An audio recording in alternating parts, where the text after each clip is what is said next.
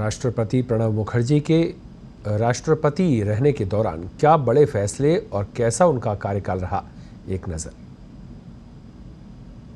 व्यक्तित्व वाले पूर्व राष्ट्रपति प्रणब मुखर्जी को विवेकशील फैसलों के लिए याद किया जाएगा। एक शिक्षक के तौर पर शुरुआत करने के बाद वे राजनीति का एक जाना माना नाम बन गए। केंद्र की राजनीति में दशकों का सफर तय करने के बाद प्रणब मुखर्जी भारत के राष्ट्रपति के तौर पर चुने गए थे। 25 जुलाई 2012 को उन्होंने देश के 13वें राष्ट्रपति के तौर पर शपथ ली थी। राष्ट्रपति प्रणब मुखर्जी को अपनी विद्वता और शालीन व्यक्तित्व के लिए याद किया जाएगा। पहले भी वो कई अहम जिम्मेदारियों को निभा चुके थे। उन्होंने अपने कार्यकाल में लीक से हटकर कई फैसले लिए। राष्ट्रपति पद के साथ औपचारिक तौर पर लगाए जाने वाले महामहिम के उद्बोधन को उन्होंने खत्म करने का निर्णय लिया।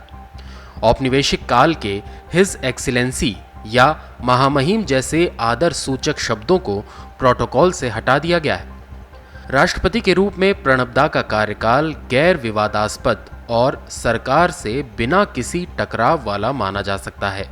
आमतौर पर राष्ट्रपति को भेजी गई दया याचिकाएं लंबे समय तक लंबित रहती हैं, लेकिन प्रणब मुखर्जी कई आतंकवादियों की फांसी की सजा पर तुरंत फैसले लेने के लिए याद किए जाएंगे।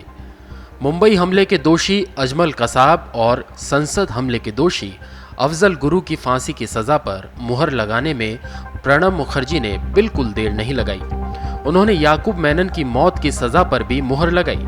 उन्होंने अपने कार्यकाल में 4 लोगों को क्षमादान दिया। उन्होंने हत्या और बलात्कार के दोषी पाए गए 28 की फांसी की सजा को बरकरार रखा। प्रणब मुखर्जी सिर्फ देश के राष्ट्रपति नहीं रहे, उन्होंने अपने अधिकारों का उपयोग बखूबी किया और ये साबित किया कि वे गणतंत्र के प्रधान हैं। देश की बदलती स्थितियों पर भी उनकी लगातार नजर रही और वे अपने वक्तव्यों में इसका जिक्र भी करते रहे। प्रणब मुखर्जी ने अपने कार्यकाल में कई बार सरकार को चेताया और कहा कि देश में माहौल खराब हो रहा है और सरकार को इस ओर ध्यान देना चाहिए। वे भारतीय अर्थव्यवस्था और राष्ट्र निर्माण पर कई पुस्तकें लिख चुके हैं। उन्हें भारत रत्न, पद्म विभूषण और उत्कृष्ट सांसद जैसे पुरस्कारों से नवाजा जा चुका है।